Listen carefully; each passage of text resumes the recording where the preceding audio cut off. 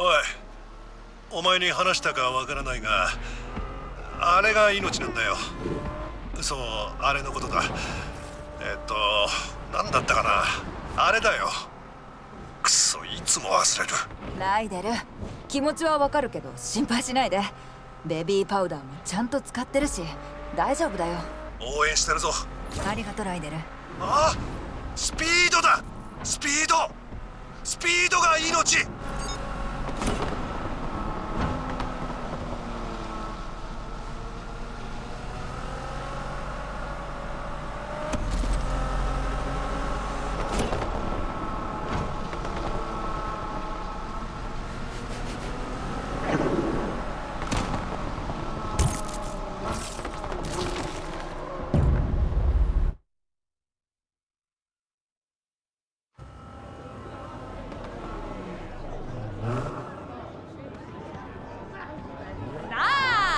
金持ちになるのはお前かお前かお前かわかるやつにはわかるよな。そうだろうよ。アレックが私を外したみたい。あんなに変だった？ああ、うん、そりゃもちろん。大金かけてうちらを止めに来るよ。成功したらどうする？さあね。クルー集めて世界救って、家に帰ってビール開けて、家族を語ってバーベキューして、代わり映えしない毎日を何度も繰り返す。レイクショアでの流儀を教えてやるよ。一応言っとく。悪かったと思ってるよ。やり直す時間が2年もあったのに何もやらなかった。そう。でもあの車はもらうから。涙ぐらいで許すと思わないでよ。涙だって？ベラベラ喋ってる暇があったらレースの心配してな。ほら、静かにさあ、いよいよだ。携帯でスタートラインを確認しな。マジな話、サツは今回のこと掴んでて巡回する気だ。だからってやめないよな。よーし、お待ちかねのレイクショーグランドの時間だ。だっそ。要するにどっちかが勝てばいい。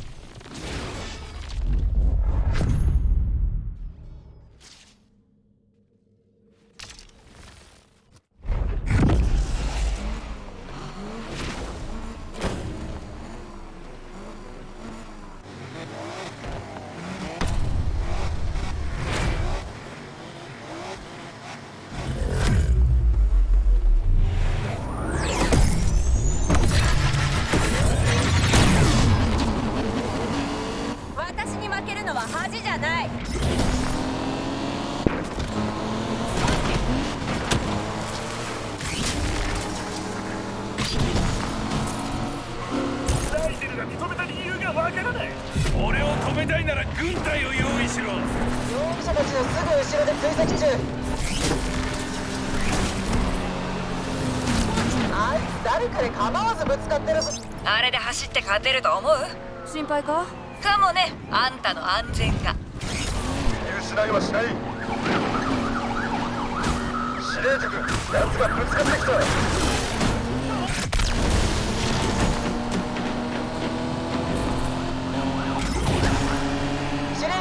こちらパトロール、被疑者を追う。私の金を奪いたいならあれで大丈夫？お前のチューンじゃないからね。司令局、パトロールが追跡に加わる。こいつらバカだな。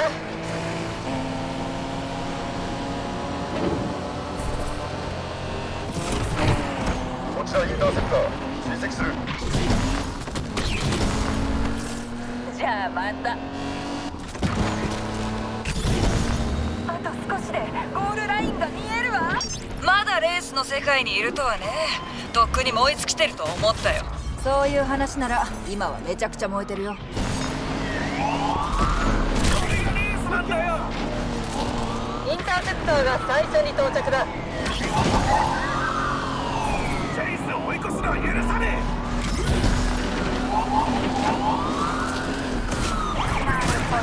ちゃんとうちのチャンスについて何も言うことないの？悪いけど今忙しい。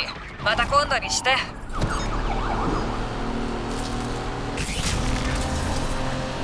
まだここからでも勝てるわ。こちらインターセプター、我々も容疑者を追う。司令局、容疑者は飛んでるぞ。え。いいぞ、やっと張り合いが出てきた。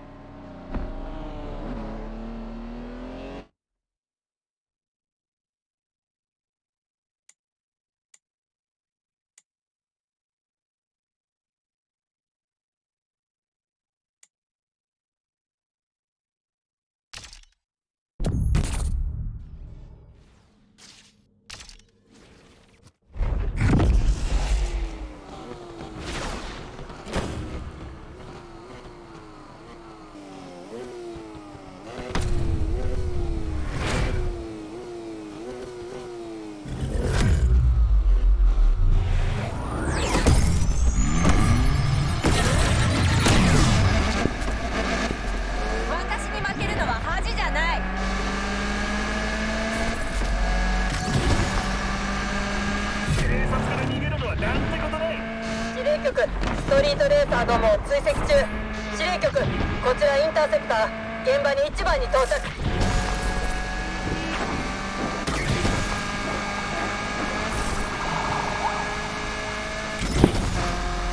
全ユニット、パトロールが現場に到着。すぐに蹴りをつける。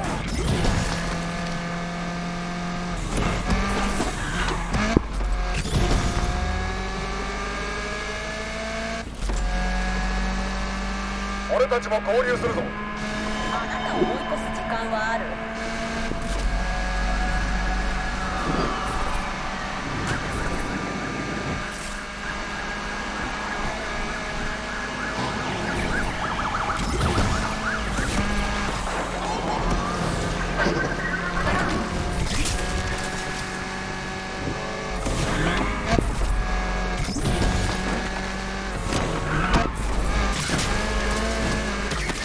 誰か追跡って言ったか？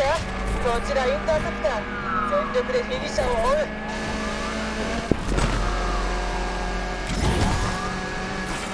これでこそレースよ。インターセプター到着。逮捕をサポートする。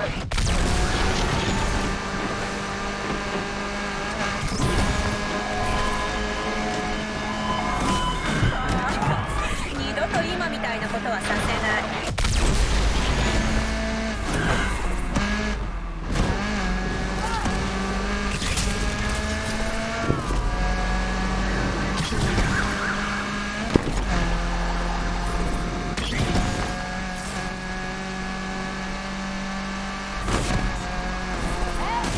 バカが派手に事故った。こ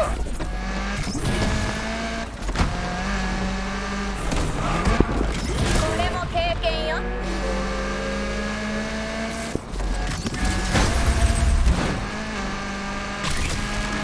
AWD 行動開始。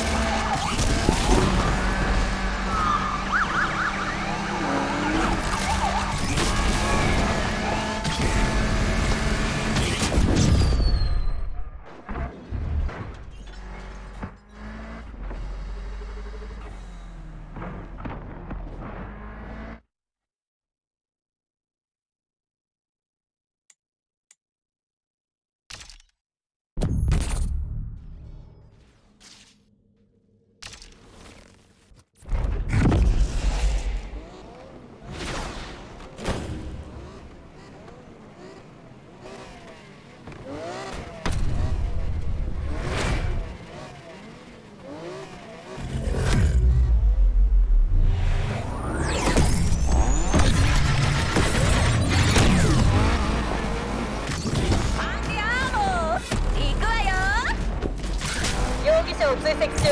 俺の方が早い。こちらインターセプター追跡する。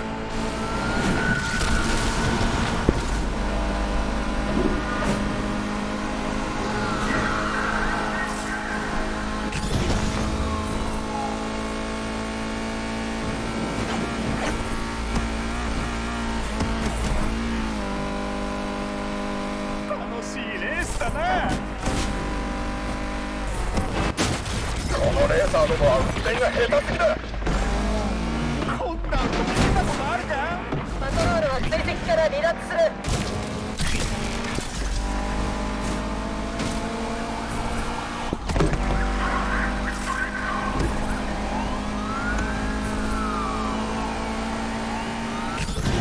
司令局、インターセプターも容疑者を追う。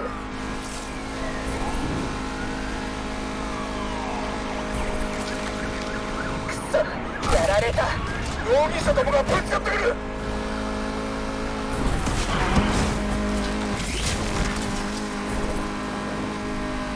司令局、我々も追跡中だ。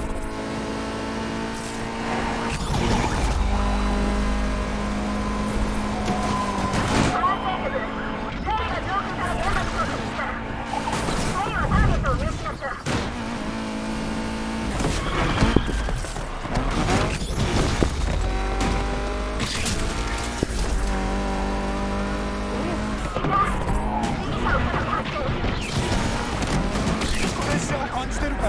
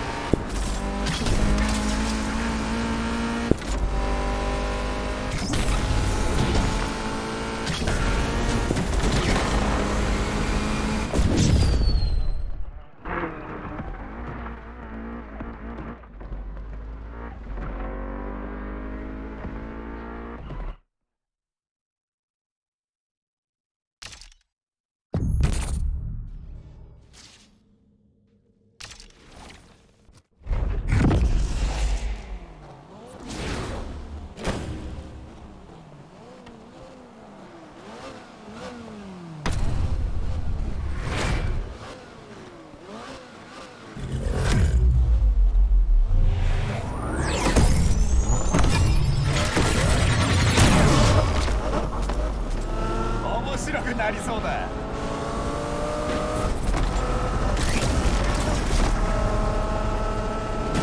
管制局、ヘリが上空から現場に到着した。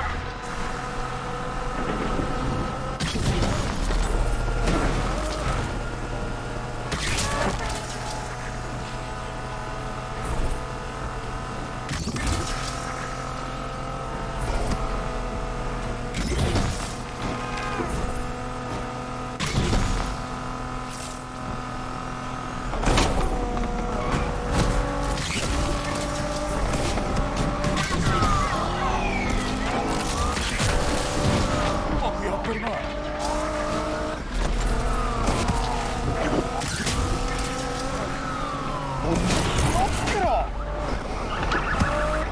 司令局、インターセプター到着した。またあのストリートレーサーを見失った。こちらヘリ、燃料補給のため離脱する。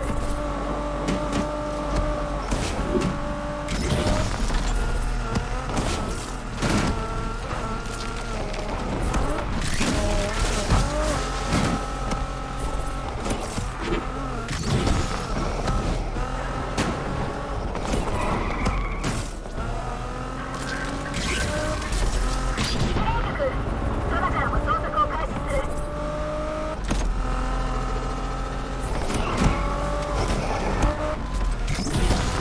プレッシャーを感じてるか。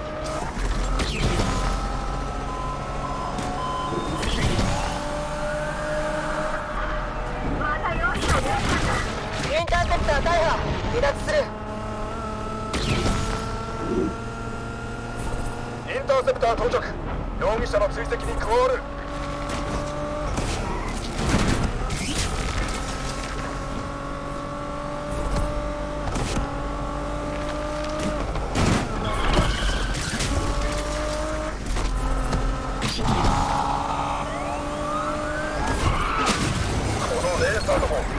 般人のことはお構いなしか。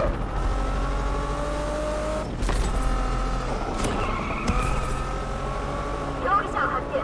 今度は入手だ。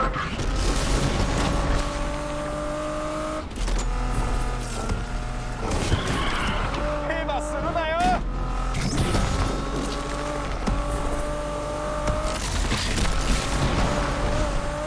司令局、インターセプターも容疑者を追うぞ。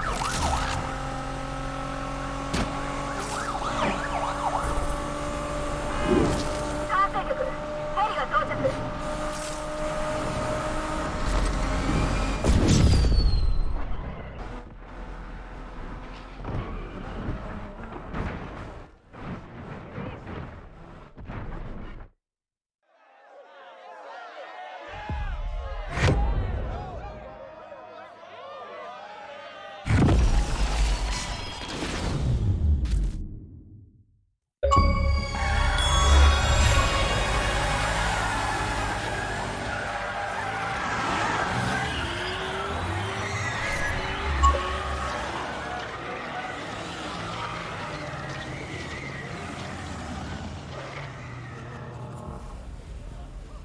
ジャスミン、おい、すごかったぞあんた。やったね。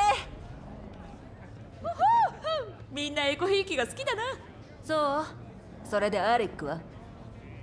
破産したよ、お前のおかげで。そう。なんで喜んでるの？あれ、私がアレックの仲間だと思ってた？何度言えばわかるのスピーディー。一点買いはしちゃダメって言ったでしょ。私は勝てば勝ち、でも負けても勝ってるんだよ。勉強になった？信頼なんてない。いや、違うよ。ねえ、乗ってもいい？おい、報酬だ。気をつけろ。前に乗った時よりパワーアップしてる。パワーアップ？きっとライデルも改造したとこ知りたがるよ。本当？車をガレージまで運んでくれる人がいる。遅れないでよ。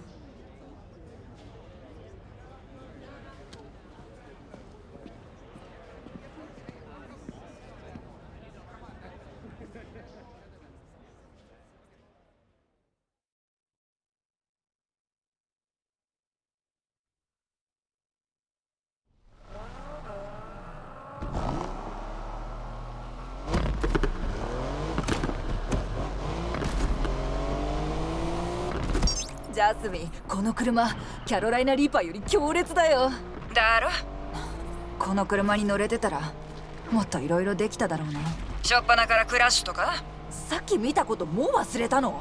何度かパニックになってただろ。でも負けたのは一人だけだ。返しがきついな。飛ばしすぎか？もうちょい手加減してくれ。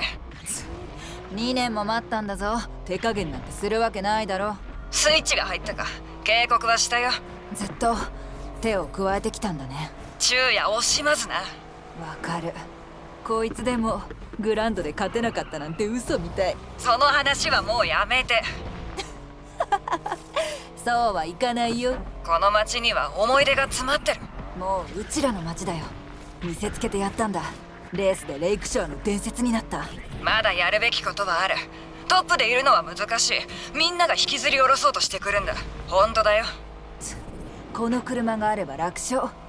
ライデルが見たら喜ぶだろうな。ねえ、私も言って平気？大丈夫だろう。頑固だし。最近鏡見た？私は違う。マジで言ってんの？ D リングでジャンボチリサンドの全部乗せを頼んだ時のこと覚えてる？それが？ライデルは「おい食い切れないだろ」って。だから？そして口に詰め込めるだけ詰め込んでライデルの全身にぶちまけた。でライデルは？サラダを頼むならくっつかないやつにしろ。会いたいな。ライデルもそう思ってるよ。どうだか。間違ったことを認めるんだ。間違いといえば何？みんなこのドラマが大好きさんは？ったくいい雰囲気をぶち壊したいのか？何？私だけ責めるの？どうかな。あいつなしじゃグランドは勝てなかった。つまり私の代わりってわけ？テスはジャスミンの代わりじゃない。そもそもテスはスパナとトルクレンチの違いも知らなかった。あいつらしいな。さつまいもとヤムイモの違いは知ってたけどね。違いがあるの？彼女の策略には気づかなかったのか？疑ってはいたけど、正直お前に勝つこと以外頭になかった。負けたのは仕方ない。でも賭け勝負が好きなやつは自分勝手なんだよ。かもね。でも誰だってやり直すチャンスをもらう権利はある。自分を変えるチャンスを。ああ、はいはい、皮肉ね。ガレージを見るのが楽しみだな。ライデルがレンチーが見つからなくて言ってたことを思い出してた。先週ライデルがレンチーに話しかけてたよ。なんて言ったの？どうしていつもすぐ見つかるんだ？置いた場所から動いてないなって。からかうためにお前が隠したって言っといた。ちょっと気が変わったかも。ジャスミン、またうちの車で逃げるのはやめてよ。約束はできないね。最初の頃覚えてる？ああ、もちろん。失うものがない機械マニアたち。すぐ全てをものにするって思ってた。そう思ってたのはあんただけ。私は現実を見てた。かもね。でもあのジャンプをさせたのはお前だぞ。始まる前に終わってたかも。でもあのスリルは捨てられないよな。そのために生きてる。あれが命なんだ。やめてくれ。でもそうだな、全部始まったばかりだ。言えてる。それにガレージにはまだ足りないものがある。え？ジャスミンの技術さ。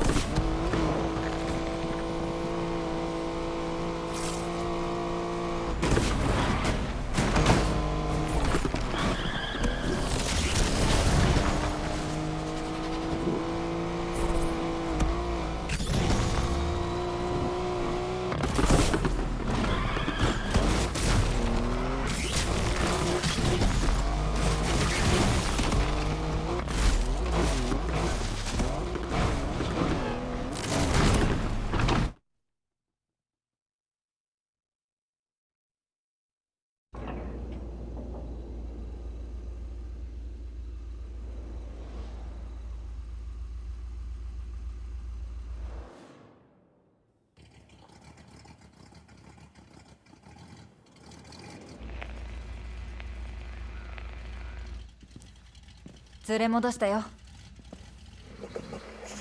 いい音がする。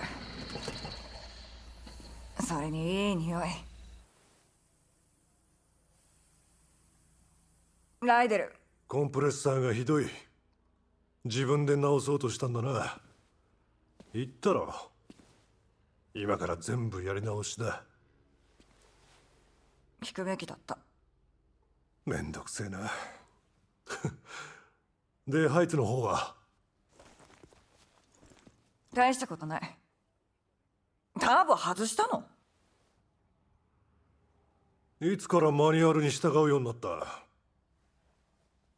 ま、いつからでもいいだろ。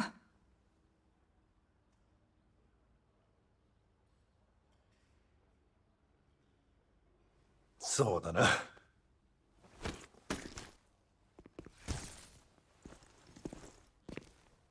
見てなよ、レイクショア。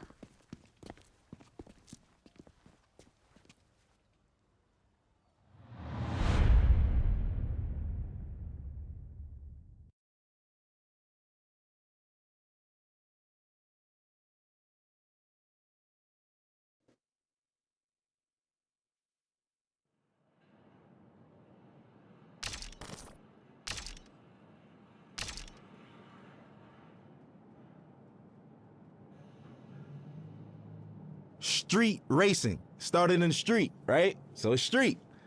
Hip hop is street. When you think about urban wear, which is skateboarding brands, which is called streetwear, it's all from the hood.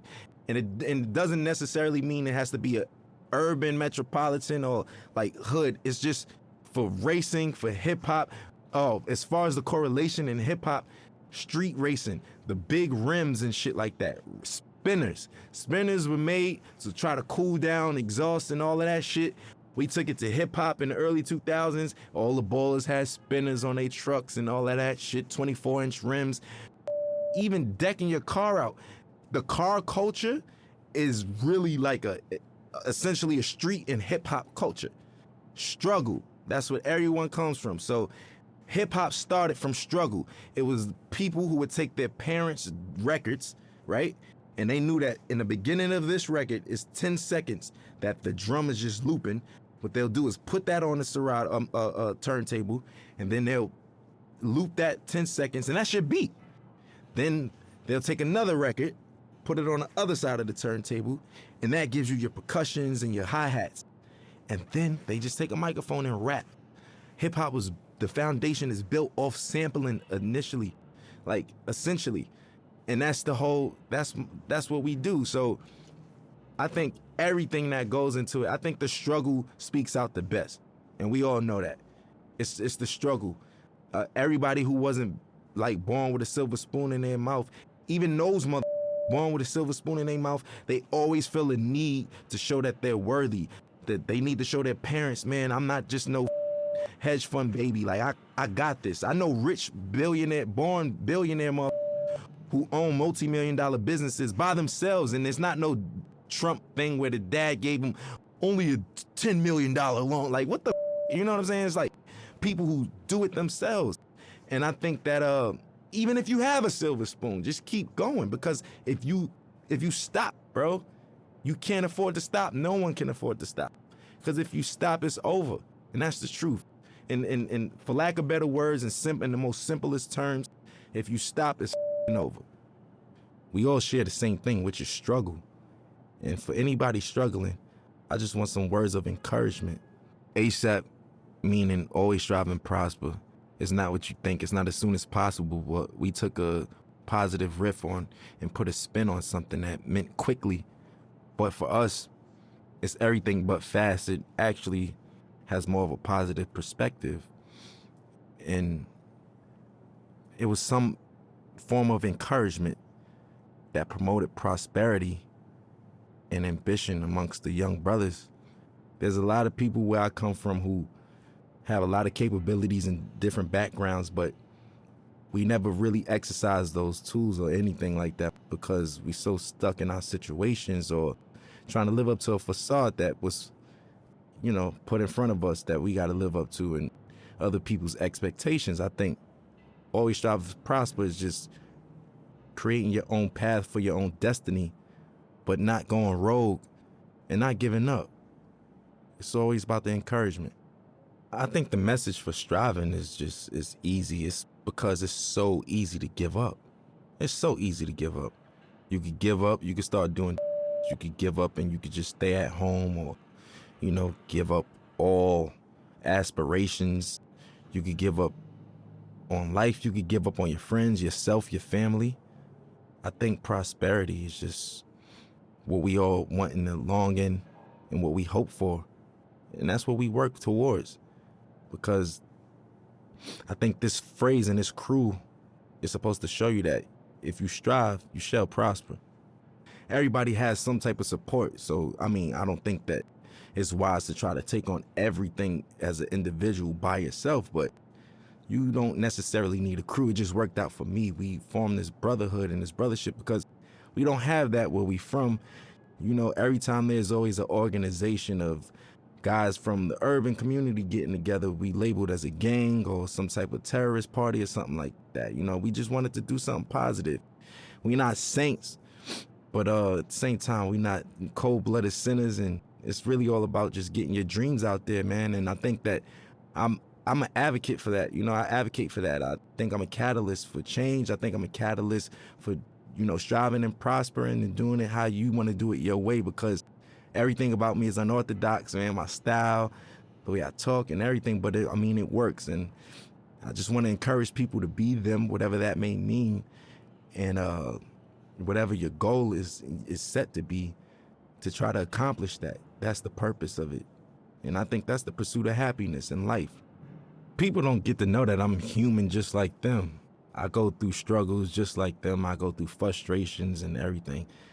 As far as my accolades and accomplishments go, it wasn't easy, you know, and like I said, I'm just as normal as everyone else when it comes to that matter. People just assume once you're a superstardom that you kind of don't bleed or, you know, or shit or sleep or anything. But for me, it's more so just just showing people that we're all relatable in the same sense, that we all are the same in the same sense, because I deal with everyday struggles just like anybody else. Most of the time, a common person only correlates struggle to economic problems or, you know, financial problems, but everybody has problems regardless of if it's economical or not.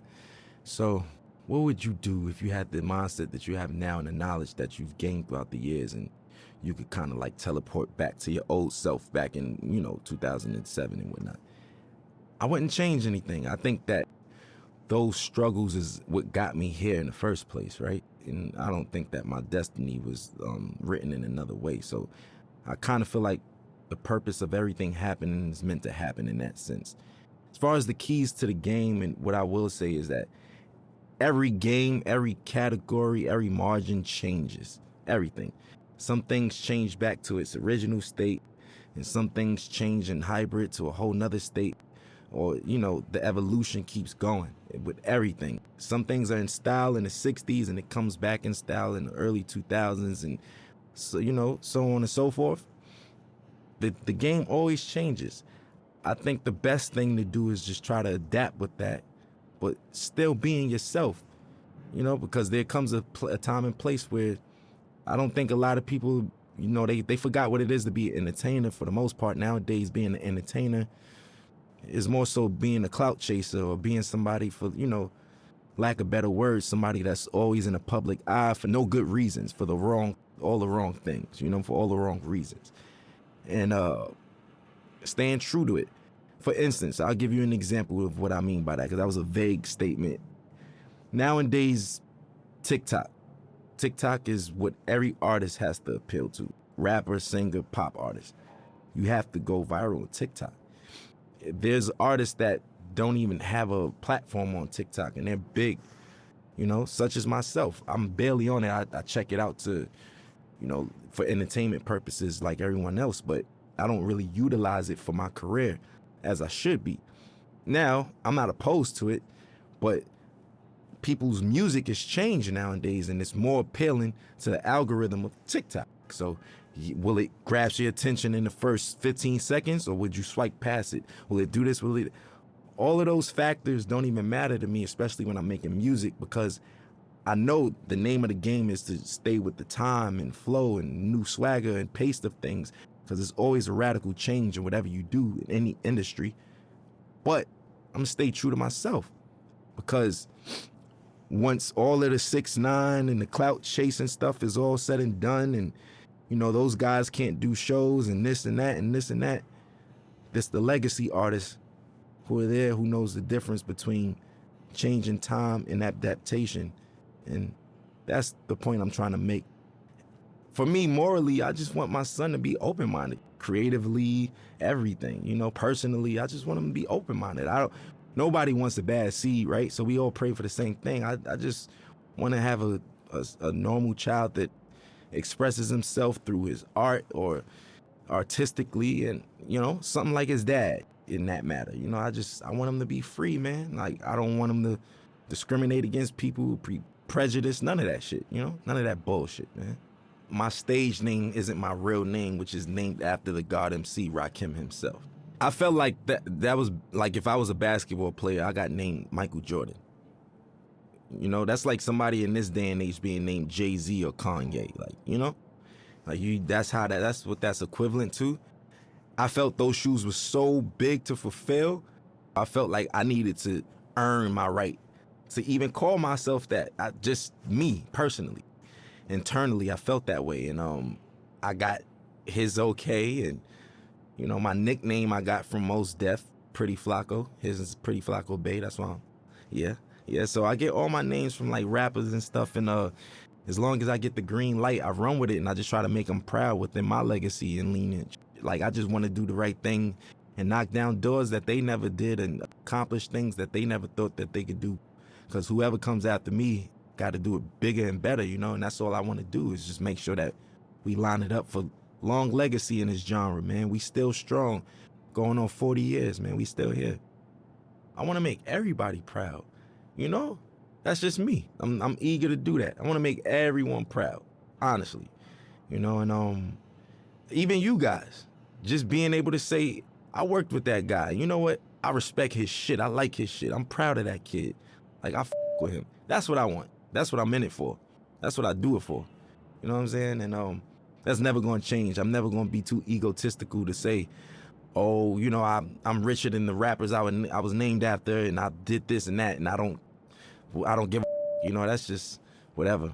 That's just not my motto. That's not my thing. It's not my swag. So for me, I just want to make everybody proud because I'm a student and I'm always learning. And, the gratitude from certain people and individuals and validation is what counts, I grew up in a household of 4 siblings, but in general, there's 14 of us. And yeah, man, it's a lot of us, a lot of responsibilities. I'm the oldest. Yeah, I'm the oldest from my pop's side. So my pops passed away, and here I am with my brothers, and I'm like a dad figure in that sense. So that's why I was like, I kind of been a dad for a while now, technically, It taught me I was just a weird man. I was like different from all of them.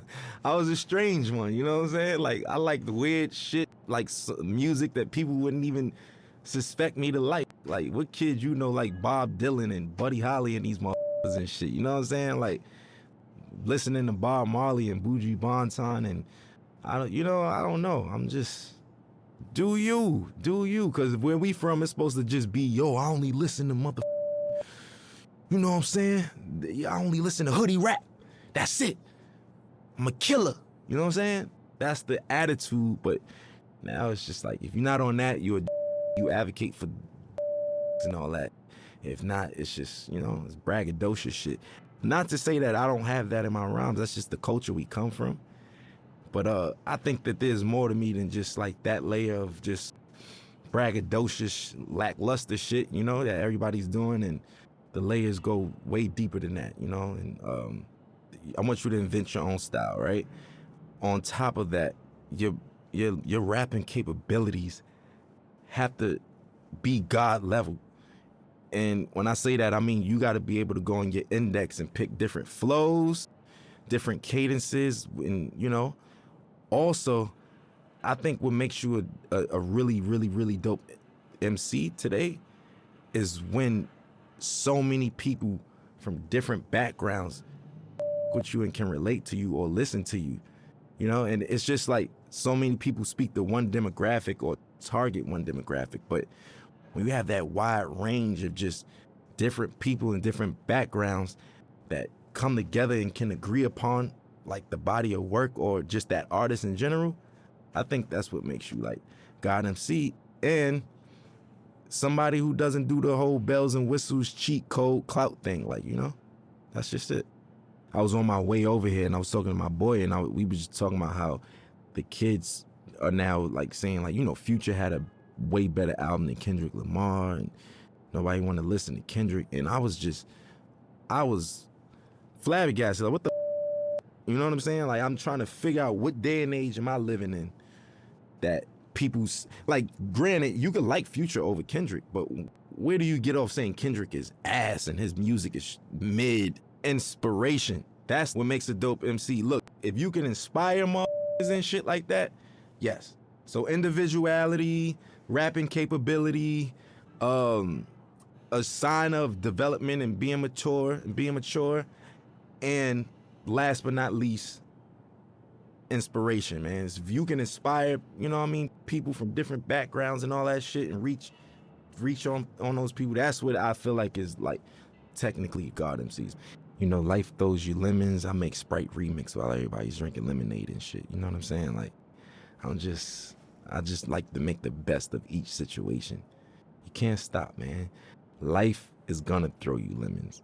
There's gonna be days that you just feel like you can't even get out of bed. Today was one of them. You know what? Everybody on the screen laughing and shit, but it's true. It's true though. You know, it's just like it's one of those things where what keeps me going is the passion to create. I know that I feel like a genius, right? And I know that's some real self-centered shit to say. Within my own right, what I do, I feel like I mastered a lot of the things that I do. And within those margins, I feel like I'm a genius in that realm. And I wake up every day for change, man. I want to invent something new. I want to design something new. I want to say something new.